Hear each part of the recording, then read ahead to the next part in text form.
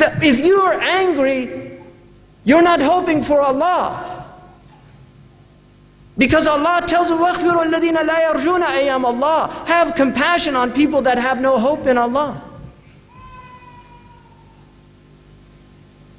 And this is why in this country, you are here for a reason. I believe that the people that are living in this country amongst the Muslims, you are here for a reason. Go back to your communities.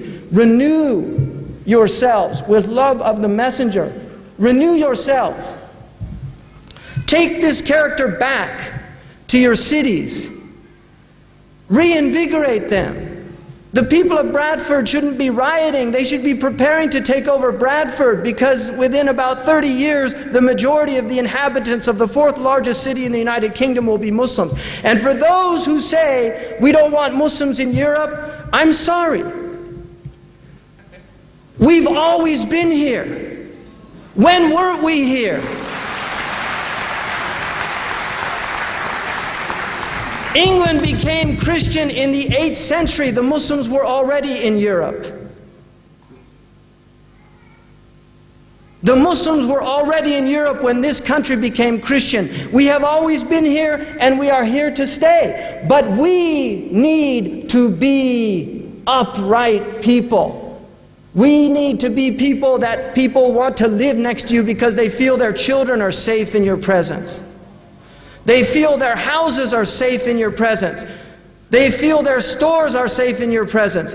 That is the way the Muslims should be. And all of those who are disgracing this religion, they are disgracing the Messenger of Allah sallallahu alaihi wasallam. Really.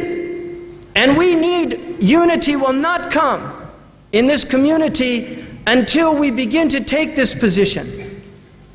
That my opponent in understanding could actually be right. If people say it's not permissible to vote, then that's fine. That is an opinion. And you should not attack that opinion if the person believes it, and they have authoritative scholars that say that.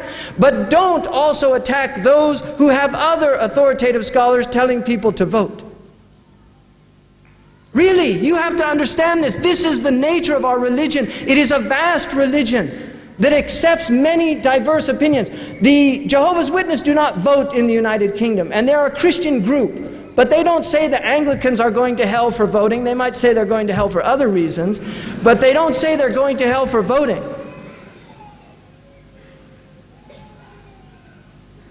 And in terms of who's going to hell and who's not, the only person you should be concerned about in that question is yourself.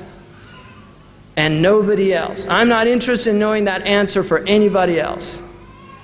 And I'm certainly not putting anybody there, because that is not my prerogative. That is not our prerogative. We have to broaden our horizons and scope, people. Really, we have to broaden our horizons and scope. And the way we do it is through reestablishing the centrality of the Messenger of Allah and his character in this message. خُلُقُهُ كَانَ خُلُقُهُ الْقُرْآنِ. If you want to understand the Quran, study the seerah. If you want to understand the Quran, study the seerah. And look how he cared for people, his concern for people. This is what we should be doing. And this is why we're here today, to honor him. And those who say we don't celebrate the birthday of the Prophet, you need to rephrase that. Because I don't have a problem with people that don't want the 12th of Rabi' al-Awwal. That's their prerogative. If they have scholars that say that, then fine, that is an opinion. And I'm not going to attack them for that. But don't say we don't celebrate the birthday of the Prophet. Because the Prophet ﷺ said, رُبَّ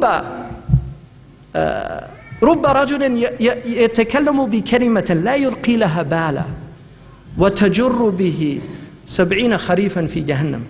That sometimes people say a thing, don't say لا نحتفل بمولد رسول الله بل نحتفل به. You have to be happy, because mawlid is a masdar, mimi. It's a zaman, makan, and a masdar. You see, it's dharf zaman, dharf makan, and it's a masdar. So you better be careful what you mean. As a masdar, you have to celebrate. Dharf zaman, makan, that's fihi khilaf. But the masdar, mujma' alayh. So it's good to know a little grammar. You know, the grammarian was with a man on a boat, and the grammarian said to the man, do you know Fatiha? And he said, درست النحو؟ قال لا قد ضيعت النصف حياتك. You wasted half your life. You don't know any grammar? He said, لا والله. And then the boat got a hole, it started sinking, and the poor man said to the grammarian, تعرف السباحة? Do you know how to swim? He said, no. He said, you lost your whole life.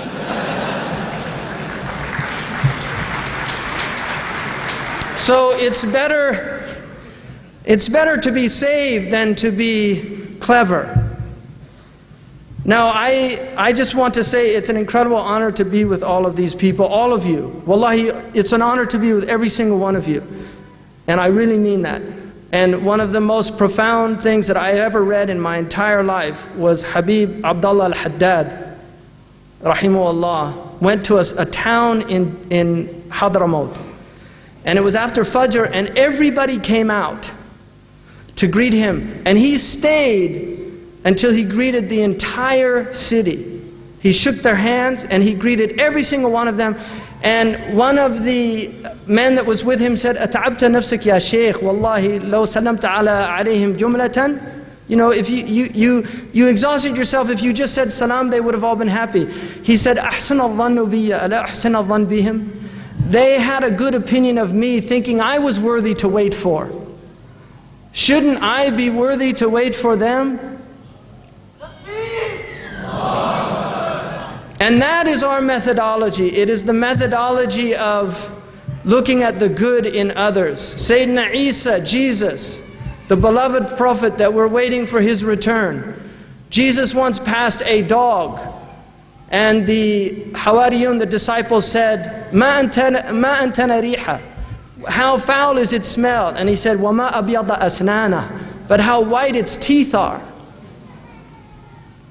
Because he could only see good.